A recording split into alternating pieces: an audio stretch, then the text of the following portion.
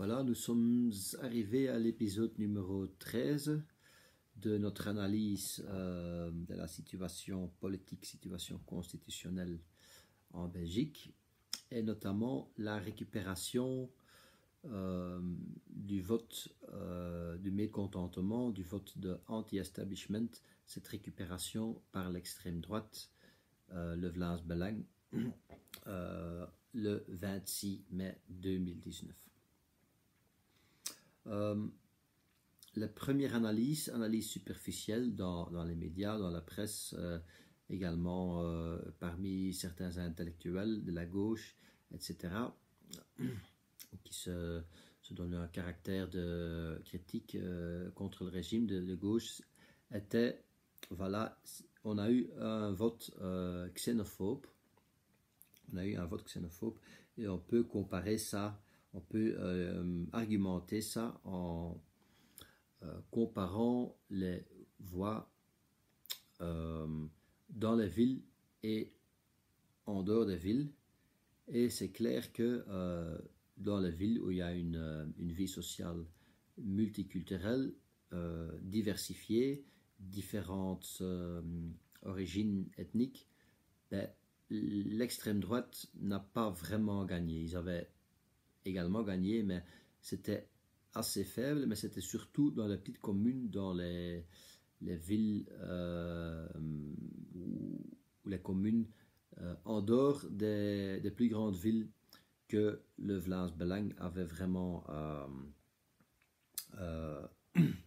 gagné, avait vraiment fait un tour de force électoral. Et donc on expliquait ça d'un manque de connaissances, un manque de connexion entre flamands autochtones et belges des origines immigrées. Donc dans la ville, on est habitué à vivre ensemble avec plusieurs nationalités, donc on s'habitue et on n'a pas de peur, on n'a plus peur de ça. Mais en dehors des villes, on ne connaît pas les immigrés et donc on a voté pour un programme raciste, pour un parti raciste.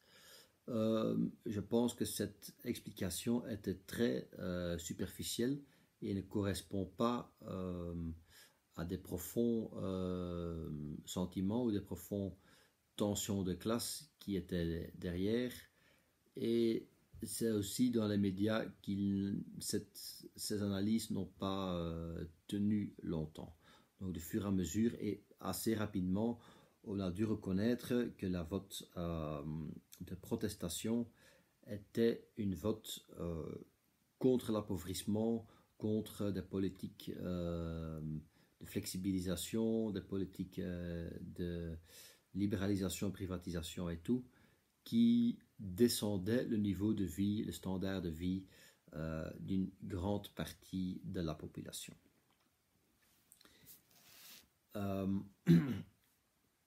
Question reste, pourquoi l'extrême droite, surtout en Flandre, a su récupérer cette voie.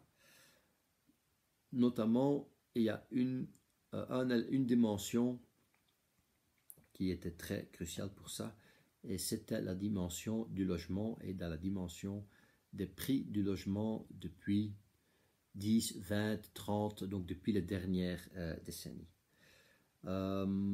Pour ça, il faut comprendre que les régimes pour garder la stabilité, les coalitions pour garder la stabilité en Belgique, depuis l'origine de Belgique, ils ont tous soutenu, ils ont tous stimulé de la propriété, l'acquisition de propriétés privées. Donc les gens les ménages qui pouvaient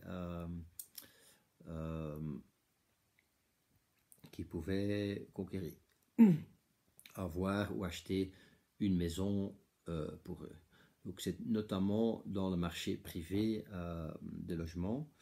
Je pense qu'on est un pays où le taux des logements sociaux comparé aux autres pays est très très faible. Donc presque tout le monde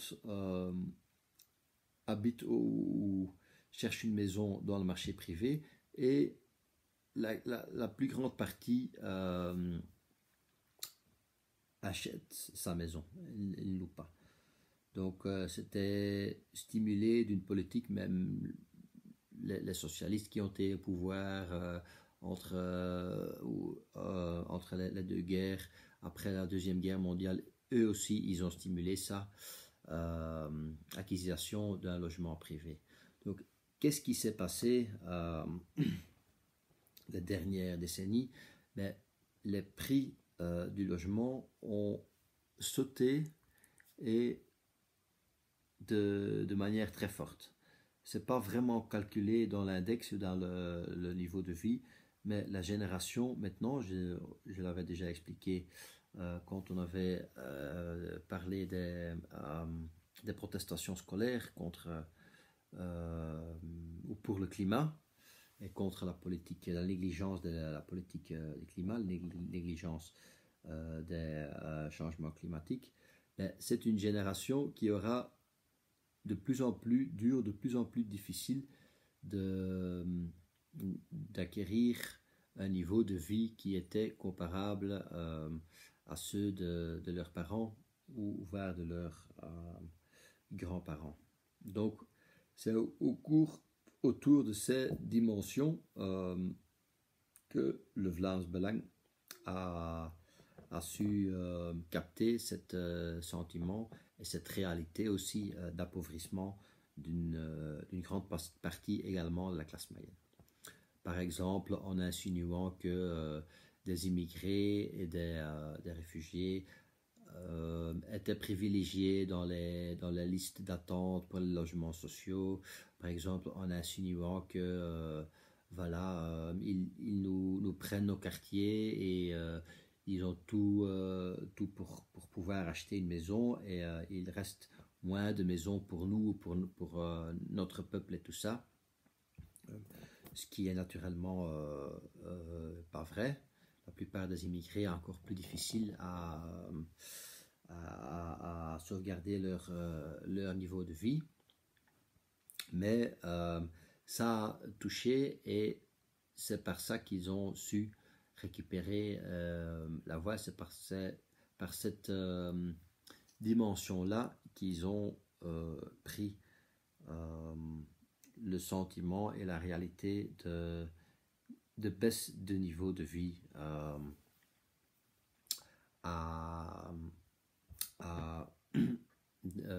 dans les élections. Voilà, ça c'était à mon avis le plus important à dire ici, à raconter ici sur les votes